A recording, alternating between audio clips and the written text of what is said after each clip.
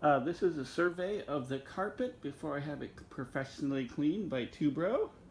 So this is used carpeting, and it does have some things. The living room is in pretty good condition, although we do have one set of stains over there. But the worst part of the carpet is over here in the hallway. The hallway's got a fair amount of stains in. Because I used carpeting, you can clearly see where I patched the carpet because it's different colors because of the staining. So there's a fair amount of staining there.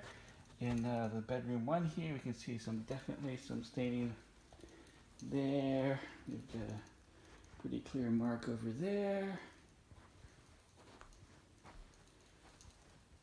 But overall, the carpet is in fairly good shape. Let's go take a look at the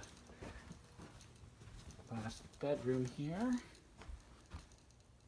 So this bedroom is pretty good. You can kind of see the seam. I'm kind of hoping that when they clean the carpet that will help reduce the appearance of those seams. I can clearly see that seam there. Okay, and there's of course another seam here. So that does it for this house, and I've got everything all piled up in the kitchen. Okay, having my carpets cleaned today. I got the Tubro carpet cleaning guys in here. They got their big van.